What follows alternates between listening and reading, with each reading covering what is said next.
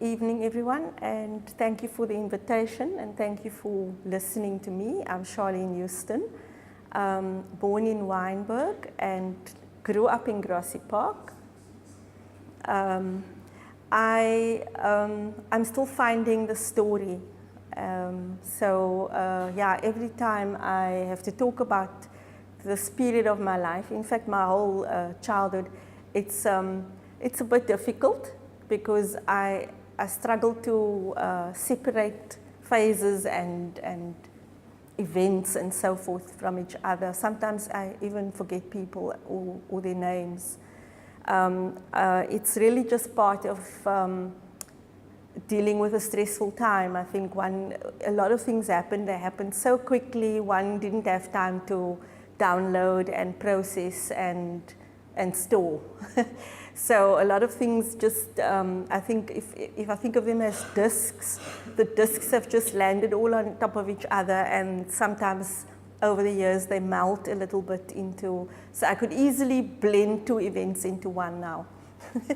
But anyway, I think I'd also like to say that I'm a storyteller, and I've come to understand that we're all different in the way that we tell a story of a same event, of a same period in time.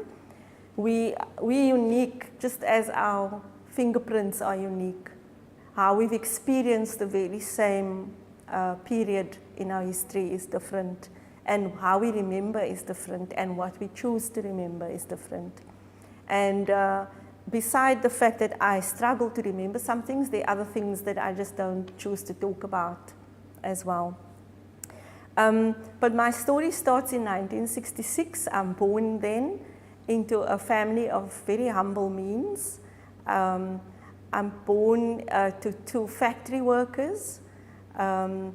We don't have much, but what my parents do have is a vision that education is a key out of poverty, and so they sacrifice many things for what was the best education they could give me and my siblings at the time. It is also a period of fear and suppression in South Africa. It's the 60s, and the main organizations that were representing the interests of poor people and of black people in South Africa have all been banned by this time. Many people were arrested for minor or really for doing nothing really, but they were considered terrorists or communists or saboteurs against the state. So people understood fear, and they understood why it's best to toe the line and not to take a stand against the apartheid government. My parents were a generation of people who were born in a time before apartheid. They lived through the introduction of apartheid, and so they saw the destruction that came with that. They saw Group Areas Act, and they saw violence of that sort that tore communities apart, that physically broke down communities. The Sexual Immorality Act that turned a beautiful love relationship between two people into a crime, because all of a sudden we were classified into race groups. We were called black, white, Indian, Malay, whatever. There were all sorts of categories, and I'm going to use those categories just for simplicity's sake as I talk, but I'm not, today I don't believe that these labels exist, that I don't operate as if these labels exist, because we live in a free South Africa, and I'm a full citizen of my country. So as much as my family was of humble means, my parents both were critical thinkers, and I'm sharing this part of my journey because it's the important thing, that the weapon and the tool that we must take forward as we move into a world that is very sophisticated today because of technology, because of access to information, and because of the role of the media and the internet. We require to be so sophisticated in our thinking. We must have inquiring minds. We must be critical. So my parents both had that value. My mom, her mom, was a member of the National Liberation League, which was an organization formed in the 1930s by Sissy Gool. And she was a community activist, and she instilled that kind of value in her children. So they were never afraid. They knew who they were. They lived independently, but they also thought analytically about the world. My father was the one who took us to the beach on weekends in summer. We went to beaches that had boards up called, that said whites only, because it was apartheid. And we'd sit on the beach with our picnic, and once we were comfortable, the police would come and ask us to leave because we're not allowed there. And we would complain eventually and say, but Daddy, why must we go to that beach every time, and then they're going to chase us away? But my father was performing an act of defiance. And in so doing, he was also raising my awareness of things that were wrong. So that is the kind of exposure, or the early days really of my exposure. And then in 1976, the country erupted again. Finally, young people in the forefront, we were ready to face our fear really and say enough. So when I got to high school in 1979, I met the characters of 1976, the young people who had awoken in 1976. They were older than me, they were at high school, and I was exposed to theories, philosophies. I was reading Marxist literature.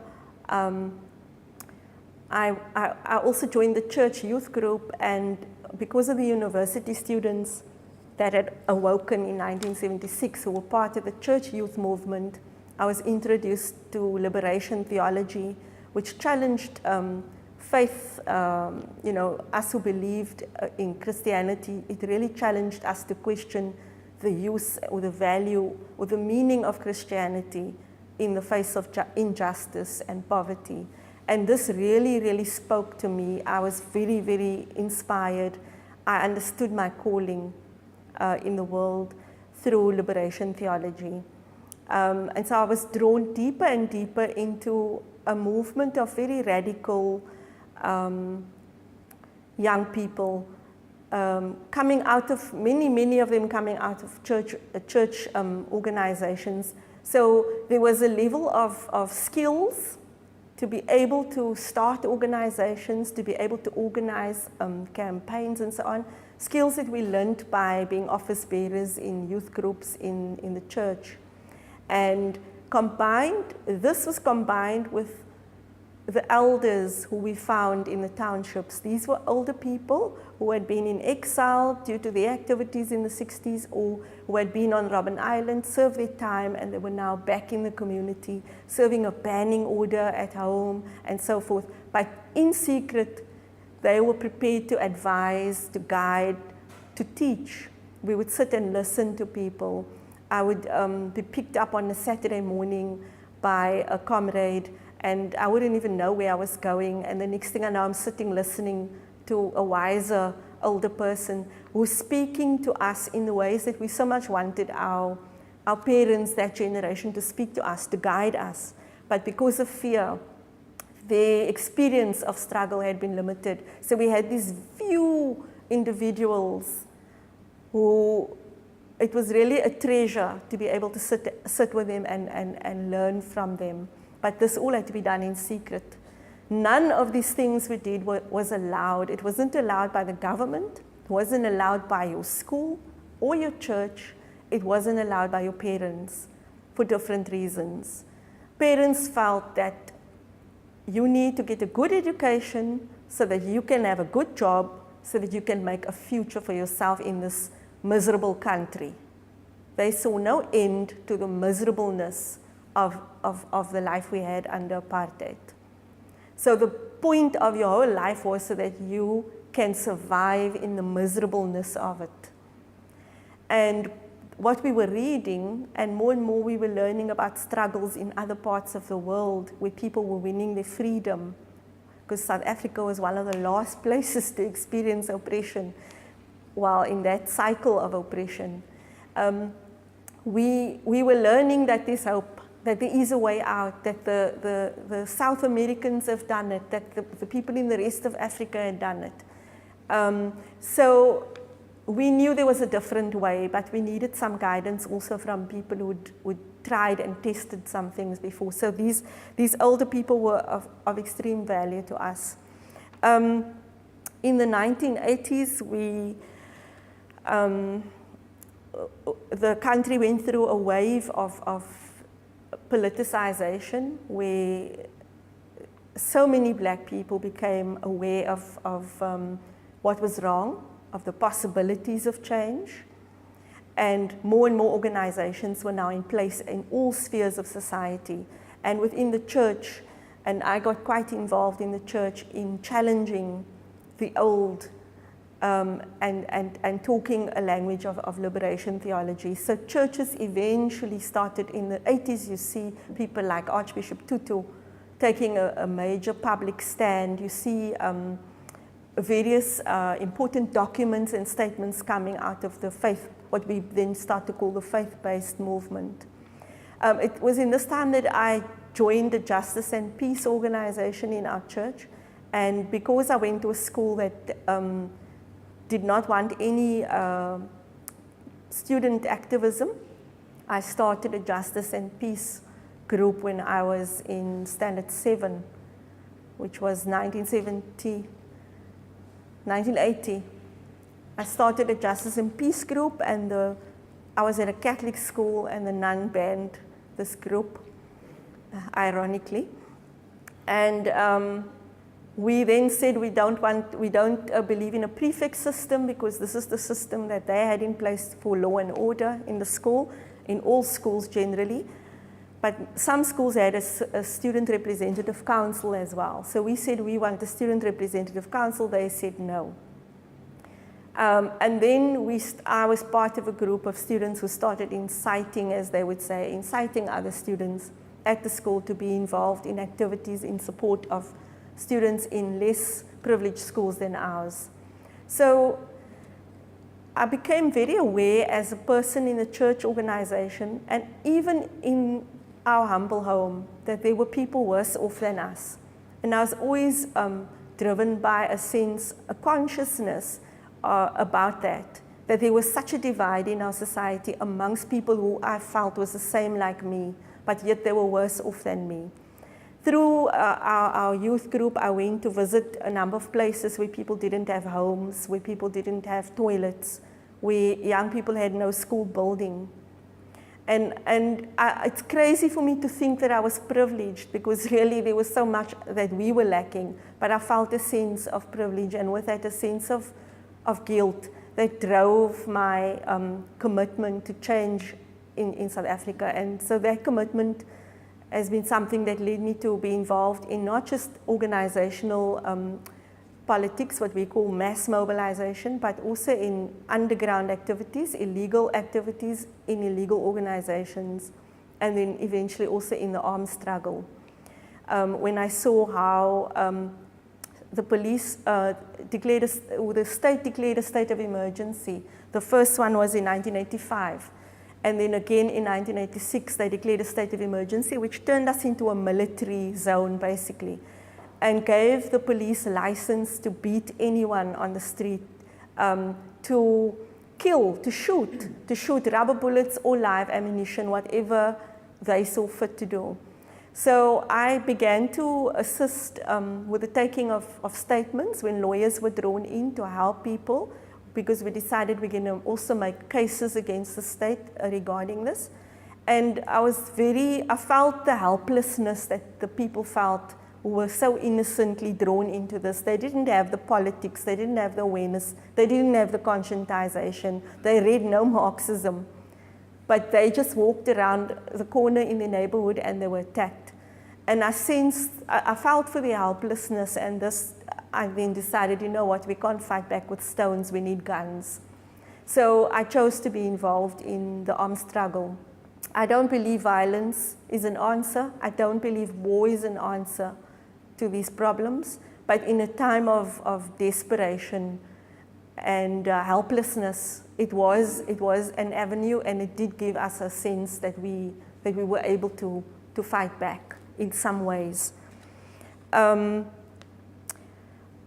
guess guilt, survivor guilt, a sense of privilege has driven me a lot. I felt my comrades in the armed struggle, in the unit I was involved in, the cell, the detachment I was involved in, everyone was arrested except me and a few others, including my husband at the time. I felt so guilty that I was not arrested and helpless. I had nightmares and I had dreams of them. I missed them terribly. And so I got involved in working with their parents and their families, helping them to cope and just tending to their needs. I got involved in tending to the needs of people in prison, just as a way of coping as well. I also felt a sense of guilt and helplessness when my younger sisters were arrested and detained, and I was hoping that they could cope. Because I hadn't gone through that experience. Yeah, and then there was an experience where my husband was arrested for something I did.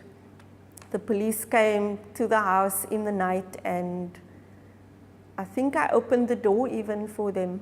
I'd just gotten home, actually. I was not sleeping. He was fast asleep because we had a practice of not telling each other what we were doing, so that you didn't have anything to hide if they were to ask and press and torture.